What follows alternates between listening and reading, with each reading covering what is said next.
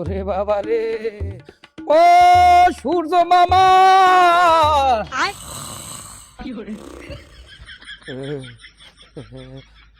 মামু। এ বেটা এই শীতের মধ্যে তো জ্বালাও খায়। হয়েছে কি তোর, হয়েছে কি? ও মামু হইবে কি, আবার আছে কি? 2-3 দিন ধরে আমার দেখা নাই, হেইয়ের উপরে যে হারে শীত আর কুয়াশা পড়া ধরছে। ও মামু, ঠার ভাই যেন কিছুক্ষণের মধ্যে বাংলাদেশে বরফ পড়া শুরু করবে। ও বাবু, আপনি কোথায়? কুয়াশার মধ্যে দিয়ে একটু বাইরে গিয়ে কথা কন, আপনারা দেখি একটু শরীরটায় আরাম দি। এ বেটা তোর কাম থাকলে তুই কামে যা। এই শীতের মধ্যে মুই কোনো পিলি বেরোইতে পারবো না। তোর কিছু কভার থাকলে তুই কি কবি তরতরি কইয়া হিন্দে যা, মুই শীতের মধ্যে বাইরে পারবো না। কমু কি মামু, যার দ্বারা চিকিৎসার লেগে হে নিজেই দেহি রোগী। ও মামু, আপনি যদি কন শীত, হলে মোরা যাবো কুমনে। আপনি আমাগো লাগে এই সময়ের অভিমানটা কিসের বাকনে করলেন? আপনি যদি আমাগো লাগে এই সময়ের অভিমান করিয়া 2-3 দিনের লেগে এই কুয়াশার মধ্যে পলাই থাকেন, হলে মোরা যাবো কে দ্বারে কর্ম কি হইয়া কন?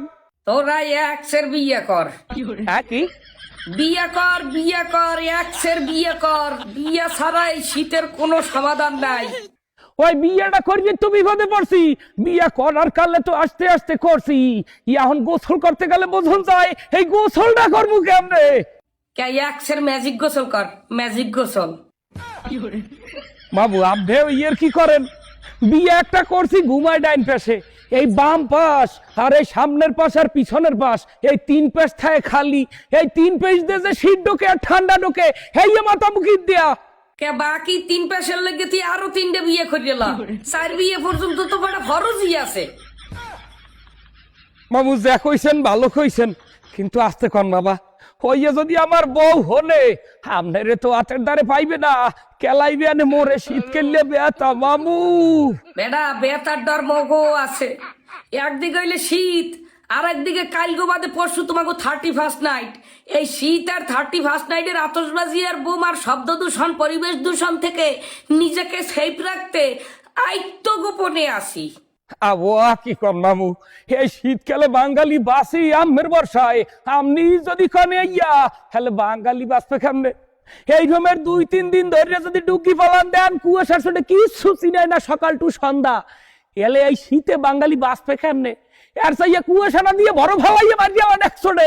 আচ্ছা এ ডৌগেলারের ফো, এ তোর ঘরে শীতের পোশাক কয়টা? হ্যাঁ, হুডি, সুইপ শার্ট, চাদর, মাফলার মিলাইয়া মিনিমাম 12-14টা হইবে।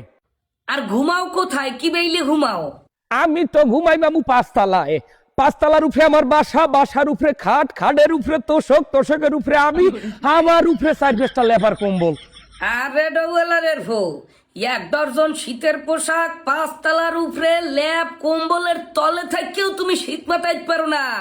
তাই রাস্তায় যত পথ শিশু, অসহায় মানুষ, ঘরবাড়ি নাই, শীতের পোশাক কম্বল কিচ্ছু ছাড়াই কুয়াশার মধ্যে রাস্তায় রাত কাটায়। হেরাই শীতের রাস্তায় রাত কাটায় কেমনে? হেরা শীত মাথায় কি দিয়া? হ্যাঁ খাইছি খিচুড়ি খাইছি। আমার বউ রাঁধছে, আজকে শীত বেশি পড়ছে তো বউ খিচুড়ি রাঁধছে, ওটা আমি জাল জাল খাইছি, গরম গরম খাইছি।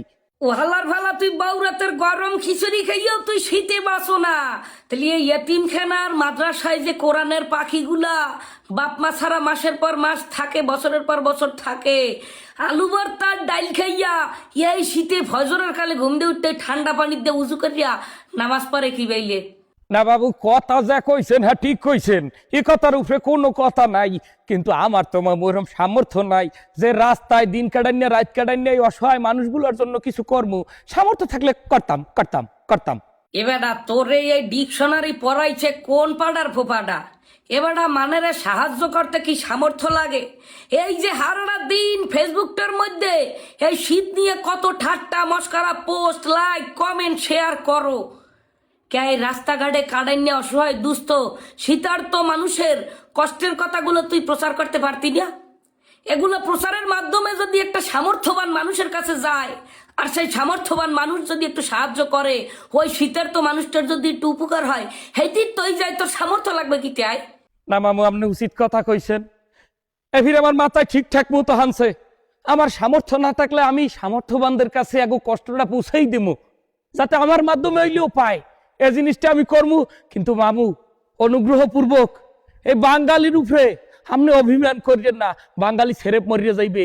এই ঠান্ডায় উপকূলীয় অঞ্চলে যে কি পরিমাণ শীত পড়ে মামু, এই শীতে যদি আপনি ডুগি ফলান দেন মামু, বাঁচার কোনো উপায় নাই মামু।